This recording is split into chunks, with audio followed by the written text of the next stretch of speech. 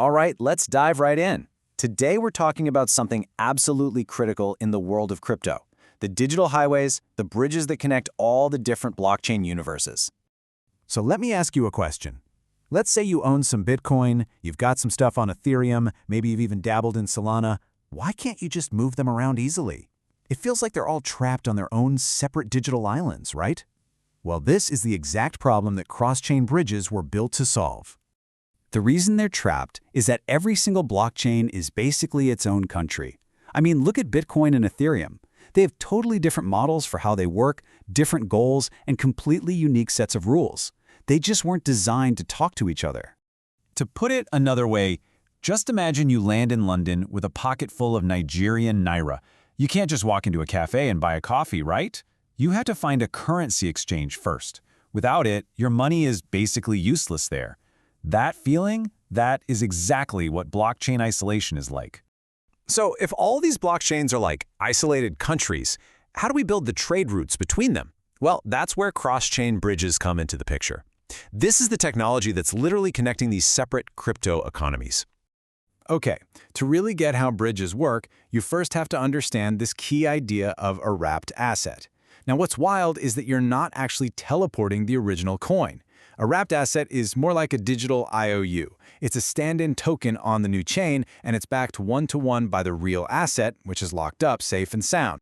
This all happens through a process called lock and mint. It's a really elegant three-step dance. First, your original asset, let's say it's Ethereum, gets locked in a smart contract.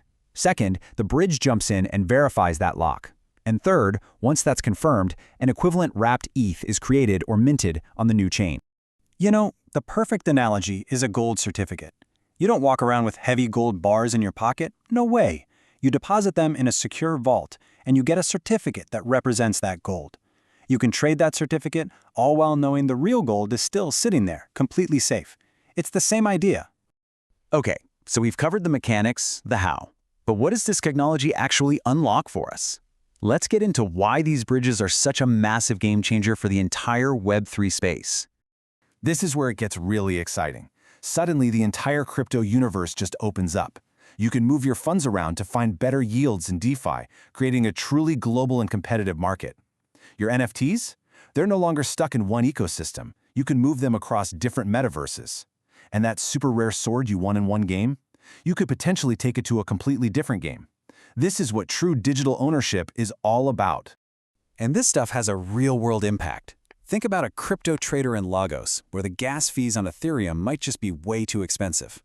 By using a bridge, they can just zip their assets over to a network like Polygon and trade way more efficiently, saving a ton of money on fees. It seriously lowers the barrier to entry for users everywhere. But with all this power and all this value concentrated in one place, you create a vulnerability, a huge one. Bridges control these massive pools of locked assets, making them a billion-dollar security risk and, yeah, a prime target for hackers. Just look at this number, over $2 billion. That's how much has been stolen from bridge exploits. These bridges have become the banks of the new digital world, and they are absolutely attracting the modern-day bank robbers. Understanding these risks is crucial. And we're not talking about small-time stuff. These are some of the biggest heists in crypto history. The Ronin Bridge hack cost over $600 million, all because hackers got a hold of the private keys controlling the bridge. Wormhole lost over $300 million because of a single coding flaw. The risks are very, very real. So, how do you protect yourself? How do you cross safely? It really just comes down to a few smart practices. First, only use bridges that have been professionally audited and have public security records you can actually read. Second, and I can't stress this enough, always send a tiny test amount first to make sure it works. Third, double, triple, quadruple check that you're on the official website to avoid phishing scams. And finally, remember this, bridges are for transfers, not for storage. Get your funds across, and then move them immediately to your own secure wallet. Now, despite these huge risks, the industry is learning, and it's building towards a safer, more seamless future. We're heading towards a future of what you could call invisible and intelligent connectivity. Right now, let's be honest, using a bridge can feel a bit clunky. It's a manual process. You have to pick your networks, find the right bridge, approve a bunch of sometimes confusing transactions. It's not perfect. But the future looks very different. The big goal is something called chain abstraction. Just imagine an invisible highway where you simply interact with your favorite app and the system automatically and securely routes your assets in the background. You won't even need to know a bridge was used. It'll just work.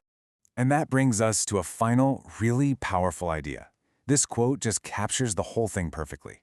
The blockchain revolution is not just about decentralization. It is about connection without compromise. At the end of the day, that's what bridges do. They're the technology turning that vision into a reality, connecting all those isolated islands into a single, seamless digital continent.